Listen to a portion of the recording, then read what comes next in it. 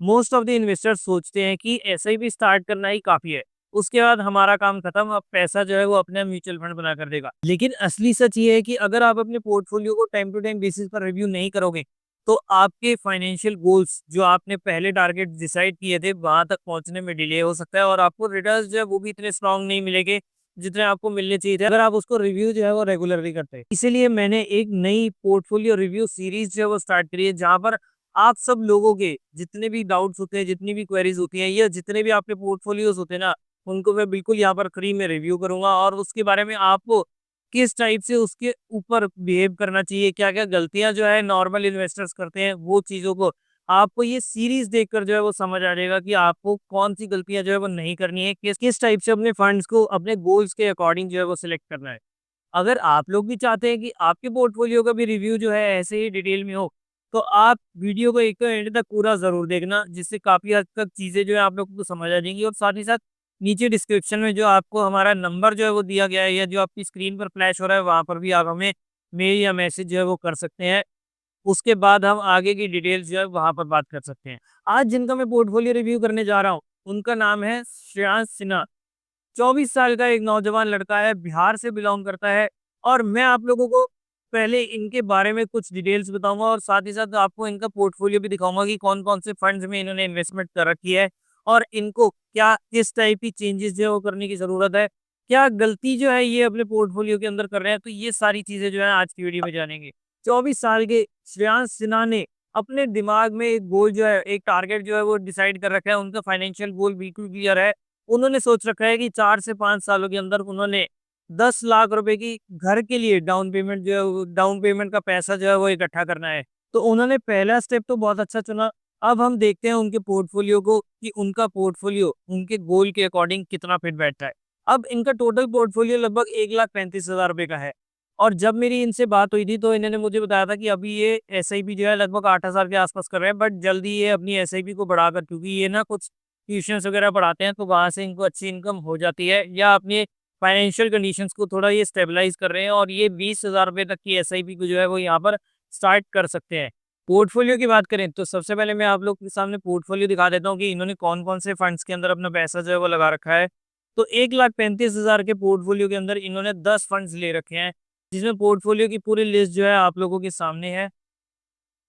10 funds के अंदर काफ़ी ज़्यादा, जैसे इन्होंने कुछ मिड कैप स्टॉक्स ले रखे हैं, मिड कैप में भी 2-3 कंपनीज़ ले रखी हैं, मल्टी कैप लगा रखे हैं, स्मॉल कैप में भी 2 कंपनीज़ ले रखी हैं। उसके अलावा टैक्स सेवर फंड हो गया, लार्ज कैप फंड हो गया, थीमेटिक्स फंड हो गए। तो इन्होंने अपना एक्सपोज़र जो है अपनी साइड से बहुत अच्छा कर रखा है। तो पोर्टफोलियो तो अब आप लोगों ने देख लिया कि कौन-कौन से फंड्स में उन्होंने इन्वेस्टमेंट कर रखी है। अब इसको डिटेल में रिव्यू करें कि क्या उनको आगे स्टेप्स करने चाहिए, कैसा है उनका पोर्टफोलियो, इसके बारे में बताएँ। बट उससे पहले मैं एक बार अपने बारे में बताना चाहता हूँ। मेरा नाम है तुषार राजा और मैं एक MP registered mutual fund distributor हूँ और रेगुलर बेसिस पर कुछ इन्वेस्टर से मैं मिलता रहता हूँ, कुछ के मैं पोर्टफोलियोज़ जो है वो रेगुलर बेसिस पर रिव्यू करता रहता हूँ और उन्हें गाइड करता रहता हूँ कि कैसे उनको पोर्टफोलियोज़ में इन्वेस्टमेंट करनी चाहिए, अपने गोल्स के अकॉर्डिंग कौन-कौन से चेंजेस जो है वो करने चाहिए। और ऐसा ही एक एग्ज़ाम्पल जो मैं आप लोगों के सामने लेकर आया हूँ, जो है श्रेयांश सिन्हा का। बिहार से बिलॉन्ग करते हैं, 24 साल के हैं ये और गोल इन्होंने अपने माइंड में बिल्कुल क्लियर रखा हुआ है कि 4 से 5 साल के अंदर इनको 10 लाख रुपए की डाउन पेमेंट जो है वो घर की करनी है। इनसे मेरी पर्सनली भी बात हुई थी और इन्होंने मुझे बताया था कि ये चाहते हैं कि 10 लाख से ज़्यादा जितना हो जाए ना वो ज़्यादा बेनिफिट है। मतलब इनको बेटर होगा कि अगर 10 लाख से कुछ ज़्यादा अमाउंट तक पहुँच जाए। बट एटलीस्ट इनके डाउन पेमेंट का अमाउंट तो होना चाहिए और साथ ही साथ इन्होंने बीएड में भी एडमिशन जो है वो ले लिया है या बीएड के कुछ फॉर्म्स वगैरह जो है वो इन्होंने भर दिया है और आगे जाकर ये बीएड करने वाले हैं और अपनी इनकम को भी इंक्रीज़ करेंगे। और साथ ही साथ इनका एक चीज़ बहुत अच्छी लगी कि इन्होंने सोचा था कि अपने फैमिली को, क्योंकि थोड़ा-सा ये इनको फाइनेंशियल थोड़ी स्टेबिलिटी नहीं है अभी तक फैमिली के अंदर, तो ये अपनी फैमिली को फाइनेंशियल स्टेबलाइज़ भी करना चाहते हैं और साथ ही साथ अपनी आने वाली इनकम को, यानी कि जो फ्यूचर इनकम है, उसके बारे में भी इन्होंने प्लानिंग कर रखी है कि ये अपनी एसआईपीज़ को बढ़ाकर लगभग 40,000 रुपए तक लेकर जाएँगे। बट अभी फ़िलहाल जब तक ये घर नहीं लेते तब तक ये अपनी इन चीज़ों को जो है वो 20,000 पर मंथ के हिसाब से एसआईपीज़ जो है वो करते रहेंगे। तो चलिए, अब इनके पोर्टफोलियो को थोड़ा-सा डिटेल में रिव्यू करते हैं। समझते हैं कि इनने कहाँ पर कौन-सी चीज़ों के अंदर कुछ गलतियाँ करी हैं और इनको हाइलाइट करेंगे और साथ ही साथ इस वीडियो के माध्यम से उनको पता चल जाएगा कि उनको क्या-क्या चेंजेस करने की ज़रूरत है। तो सबसे पहले उनके पास लार्ज कैप फंड्स हैं, जिनमें उन्होंने 2 से 3 फंड्स ले रखे हैं। यहाँ दिक्कत ये है कि एक ही एएमसी के सिमिलर फंड्स भी आ गए, जैसे आईसीआईसीआई के फंड्स जो है वो रिपीट हो रहे हैं। अब एक क्वेश्चन मेरा आप लोगों से है कि क्या कभी आप लोगों के साथ भी ऐसा हुआ है कि आपने एक ही एएमसी के 2 या 2 से ज़्यादा फंड्स के अंदर आपने इन्वेस्टमेंट कर ली हो? अपने आंसर्स मुझे नीचे कमेंट सेक्शन में ज़रूर मेंशन करना। दूसरी कैटेगरी है mid cap and small cap funds की। यहाँ एलोकेशन ज़्यादा है, ग्रोथ पोटेंशियल तो है, लेकिन शॉर्ट टर्म में वॉलेटिलिटी भी काफ़ी होगी। मतलब अगर मार्केट गिरा, तो शॉर्ट टर्म गोल्स के लिए थोड़ा रिस्की हो सकता है। तीसरी इंपॉर्टेंट चीज़ जो इनके पोर्टफोलियो में से मिसिंग है, वो ये है कि हाइब्रिड या फिर बैलेंस फंड्स का बिल्कुल यहाँ पर उनका एक्सपोज़र जो है वो बिल्कुल नहीं है। तो हाइब्रिड और बैलेंस फंड्स यहाँ मिसिंग है और ये एक बड़ी प्रॉब्लम है। क्योंकि 4-5 साल के होराइज़न के लिए सिर्फ इक्विटी रिस्की हो जाता है। यहाँ एक एग्रेसिव हाइब्रिड या बैलेंस्ड एडवांटेज फंड होना चाहिए, जो थोड़ा पोर्टफोलियो को ना स्टेबिलिटी प्रोवाइड करता है।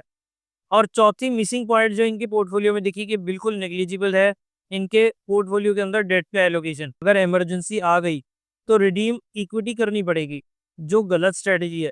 थोड़ा डेट या हाइब्रिड ऐड करके पोर्टफोलियो को बैलेंस किया जा सकता है। अब इनके पोर्टफोलियो की सबसे बड़ी दिक्कत की बात करते हैं और वो है ओवरलैपिंग। यहाँ सबसे बड़ी प्रॉब्लम ही इनकी ये आ रही है कि इन्होंने ना एक ही कैटेगरी से 2-2 3-3 फंड्स जो है वो ले रखे हैं। जैसे उन्होंने लार्ज कैप में कुछ 2 फंड्स ले रखे हैं, उसके अलावा फ्लेक्सी कैप में भी उन्होंने वो मतलब फ्लेक्सी कैप भी ले लिया, साथ ही साथ उन्होंने मल्टी कैप भी ले लिया। तो फ्लेक्सी कैप में भी काफ़ी हद तक हिस्सा जो है नॉर्मल फंड्स का, वो लार्ज कैप का थोड़ा हैवी वेट रहता है। मल्टी कैप में तो ऑब्वियस सी बात है, क्योंकि मार्केट की जैसे हालात चल रहे हैं, वैसे भी लार्ज कैप में उनका पोर्टफोलियो जो है वो ज़्यादा रहता है। ऊपर से मल्टी कैप में तो रेस्ट्रिक्शन है कि 25% का पैसा जो है वो आपको लार्ज कैप में डालना ही डालना पड़ेगा। तो अब आप देखो यहाँ पर ओवरलैपिंग कितने तरीके की होगी। उसके अलावा एक ही एएमसी के उन्होंने 2-2 3-3 फंड्स जो है वो ले रखे हैं, तो वहाँ पर भी कुछ डुप्लीकेसी होती है।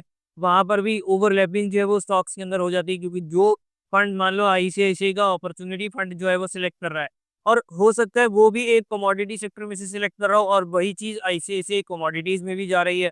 तो वहाँ पर ओवरलैपिंग के चांसेस बहुत ज़्यादा हो जाते हैं। अब इसे एक सिंपल से एग्जांपल से समझ सकते हो कि आपके सामने खाने के एक ही वैरायटी के खाने के 2 डब्बे रख दिए। अब आपको वैरायटी तो मिलेगी नहीं, क्योंकि टेस्ट, अब जब चीज़ ही एक है, सिर्फ पैकिंग अलग-अलग होगी, अंदर का खाना जो है वो बिल्कुल सेम है, तो टेस्ट भी वैसा ही रहेगा और वैरायटी भी नहीं मिलेगी। तो ये चीज़ उन्होंने अपने पोर्टफोलियो के साथ कर रखी है। अब एक क्वेश्चन मेरा आप लोगों से और है, आपको क्या लगता है, ज़्यादा फंड्स लेने से डाइवर्सिफिकेशन ज़्यादा बढ़ती है या कन्फ्यूजन ज़्यादा होती है? चलिए, अब बात करते हैं उनके टारगेट की। श्रेयांश को 10 लाख रुपए चाहिए अगले 4 से 5 साल में, और अगर वो 20,000 रुपए की एसआईपी कर रहे हैं और साथ ही साथ उनको 10-11% का अगर रिटर्न जो है वो मिल रहा है, तो वो चीज़ उनका टारगेट जो है ईज़िली अचीवेबल है। वो आराम से वो अपने टारगेट तक 5 साल के अंदर पहुँच जाएँगे। लेकिन करंट पोर्टफोलियो थोड़ा ज़्यादा रिस्की है, क्योंकि पूरा पूरा एक्सपोज़र जो है वो इक्विटीज़ में आ गया।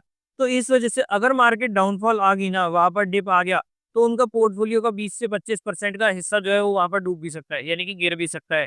तो वहाँ पर वो उनका, क्योंकि देखो 4 से 5 साल का टाइम पीरियड, और वो भी घर जैसी चीज़ लेना, तो वो एक शॉर्ट टर्म ड्यूरेशन है। शॉर्ट टर्म मतलब मैं अल्ट्रा शॉर्ट टर्म भी नहीं कहूँगा कि 1 साल से कम का टाइम है, लेकिन वो एक शॉर्ट टू मीडियम टर्म में आता है, लॉन्ग टर्म में नहीं जाती चीज़। और उन्होंने पूरा का पूरा इक्विटी एक्सपोज़र और साथ ही साथ उन्होंने सेक्टोरल या थीमेटिक फंड्स में भी लगा दिया। तो ओवर एक्सपोज़र जो है वो वहाँ पर इक्विटीज़ में हो रखा है, और ज़रा-सा भी वहाँ पे इधर-उधर हुई ना, तो उनके पोर्टफोलियो में अच्छी खासी डिप जो है वो आ सकती है। तो अब आप यहाँ पर समझ रहे हो ना कि छोटी-छोटी गलतियाँ, छोटी-छोटी नेग्लिजेंस जो है ना, हमारे जो गोल है, हमारे जो टारगेट है ना, उनसे काफ़ी दूर लेकर जा सकती है। इसीलिए एक प्रोफेशनल गाइडेंस ज़रूरी है। मैं पर्सनली अपने क्लाइंट्स के पोर्टफोलियोज़ को रेगुलर बेसिस पर 6 महीने, साल भर में रिव्यू करता रहता हूँ। कुछ चेंजेस करने की ज़रूरत होती है, तो वो भी कर देता हूँ। उनके गोल्स, उनके टारगेट्स के हिसाब से वो फंड्स जो है वो अच्छा परफ़ॉर्म कर रहे हैं या नहीं, कुछ चेंजेस करने की ज़रूरत है, वो सब चीज़ें रिव्यू होती है। उसके अलावा कुछ उनके गोल्स तो नहीं चेंज हो गए, उनके गोल्स या उनके टारगेट्स में तो कुछ चेंजेस नहीं आए। मतलब टाइम ड्यूरेशन के हिसाब से चेंजेस हो सकते हैं, कुछ फाइनेंशियल चेंजेस के हिसाब से वहाँ पर उनके टारगेट्स, उनके गोल्स जो हैं वो चेंज हो सकते हैं। तो उसके अकॉर्डिंग भी हमारे को कैसे मॉडिफ़ाई करना है, ये सब चीज़ें हम अपने इन्वेस्टर्स, अपने क्लाइंट्स के साथ जो है रेगुलर बेसिस पर करते रहते हैं। अगर आप लोग भी अपने पोर्टफोलियो के बारे में फ्री रिव्यू चाहते हैं, तो हमारे पास इस दिए हुए नंबर पर कॉन्टैक्ट कर सकते हैं। नीचे डिस्क्रिप्शन में आपको वैसे ही गूगल फॉर्म भी मिल जाएगा, वो भी आप फिल आउट कर सकते हैं। तो अब बहुत हो गई उनकी गलतियाँ, अब हम देखते हैं कि इसका सॉल्यूशन क्या है। तो अब हम श्रेयांश के पोर्टफोलियो को थोड़ा-सा रीबैलेंस करते हैं।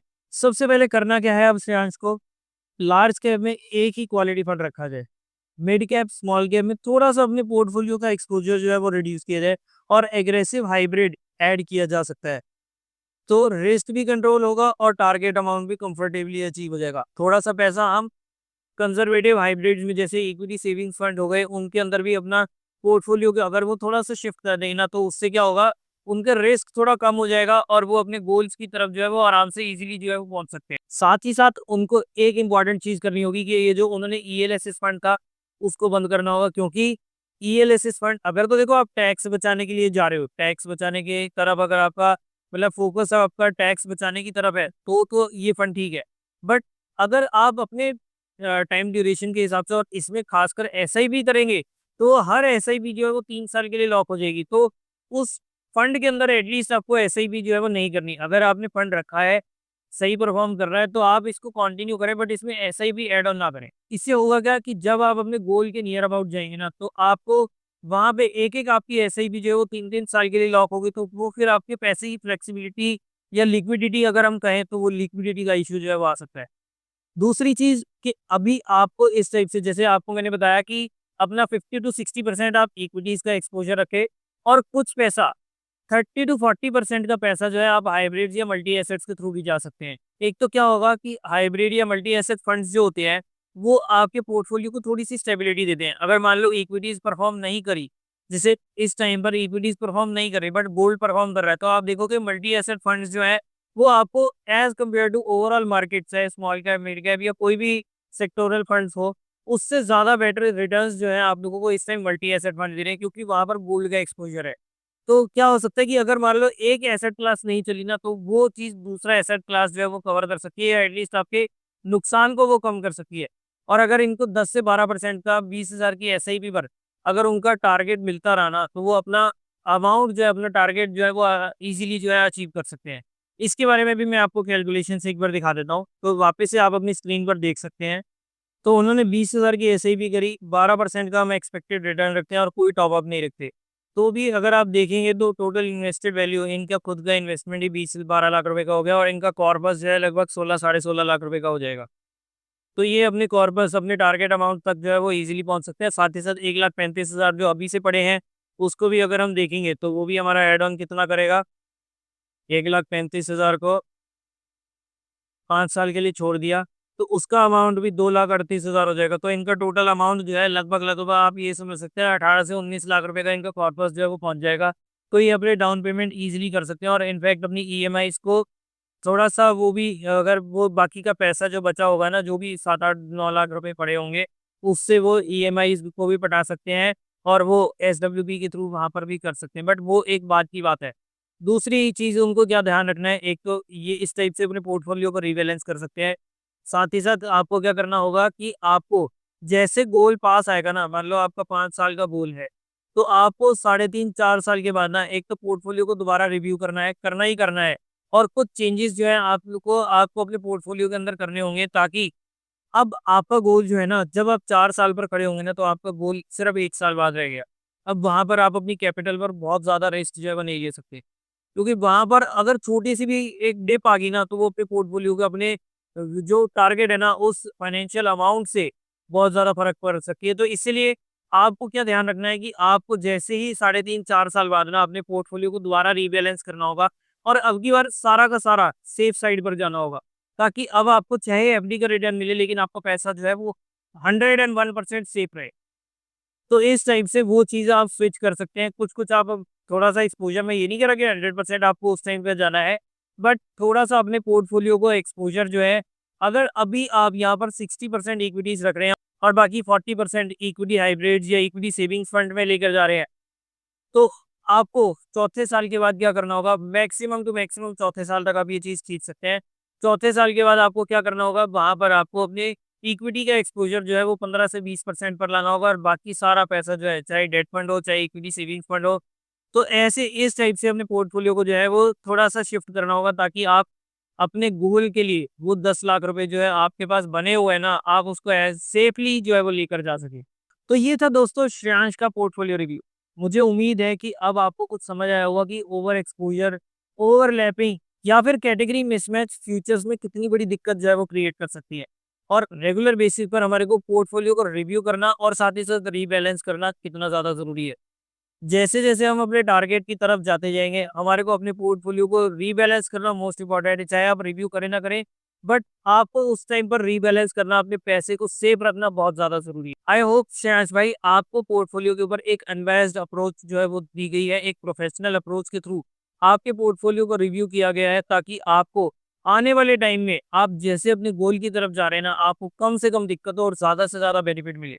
और बाकी अगर आपको कुछ भी हेल्प चाहिए कि आपको रीबैलेंस कैसे करना है, कैसे आप अपने पोर्टफोलियोज़ को ये सब चीज़ें कर सकते हैं, रिव्यू कर सकते हैं, तो इसके लिए आप हमारी हेल्प ले सकते हैं। नंबर आपके पास है ही है, और जिन लोगों के पास नहीं है, जो लोग अपने पोर्टफोलियो के ऊपर रिव्यू चाहते हैं या अपने पोर्टफोलियो के ऊपर थोड़ा इस टाइप से गाइडेंस चाहते हैं, तो वो हमारे साथ इस नंबर पर कॉन्टैक्ट कर सकते हैं। बाकी श्रेयांश भाई, आपको किसी भी टाइप की कोई हेल्प चाहिए, we are ready to help you. आप कभी भी हमारे साथ जुड़ सकते हैं। और मैंने आपको एक और चीज़ भी बताई थी, कैसे आप अपनी एक्स्ट्रा इनकम भी क्रिएट कर सकते हैं, तो उसके लिए भी आप थोड़ा-सा ध्यान रख सकते हैं, और कैसे आप उसमें एक्स्ट्रा इनकम जनरेट करके अपने इस कॉर्पस को अच्छा खासा ग्रो कर सकते हैं। 5 सालों का टाइम है, तो वो जो मैंने आपको सीक्रेट ट्रिक बताई थी ना, उससे भी आप यहाँ पर थोड़ा एक्स्ट्रा पैसा जो है वो जनरेट कर सकते हैं। अब आप भी अपना पोर्टफोलियो रिव्यू करवाना चाहते हो, फ्री में करवाना चाहते हो, ताकि आपको भी पता चले कि आपके जो फंड्स हैं, आपकी जो इन्वेस्टमेंट है, वो सही डायरेक्शन में जा रही है या नहीं। तो बस आपको क्या करना है, एक छोटा-सा काम करना है। एक तो नीचे गूगल फॉर्म दिया गया है, उसको आप फिल आउट कर सकते हैं।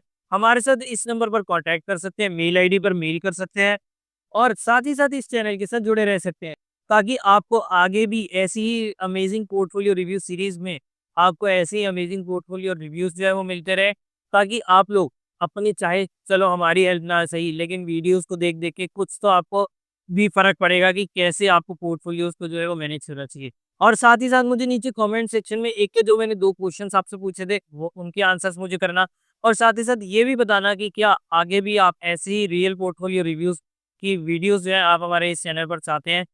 अगर चाहते हैं तो उसके लिए आप नीचे कमेंट सेक्शन में मेंशन कर सकते हैं। तो चलिए दोस्तों, आई होप आपको आज की वीडियो पसंद आई होगी। अगर आपको आज की वीडियो पसंद आई तो इसे लाइक करना, शेयर करना बिल्कुल ना भूलें।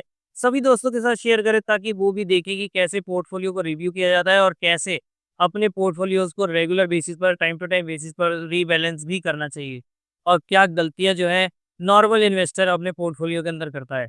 दोस्तों, अगर आप म्यूचुअल फंड्स में या स्टॉक मार्केट में इन्वेस्ट करना चाहते हो, तो आप हमारे थ्रू इन्वेस्ट करवा सकते हो। म्यूचुअल फंड्स का मैंने आप लोगों को बता ही दिया, प्री डीमैट अकाउंट अपॉर्चुनिटीज़ जो है वो भी आप लोगों को हमारे पास मिल जाएगी।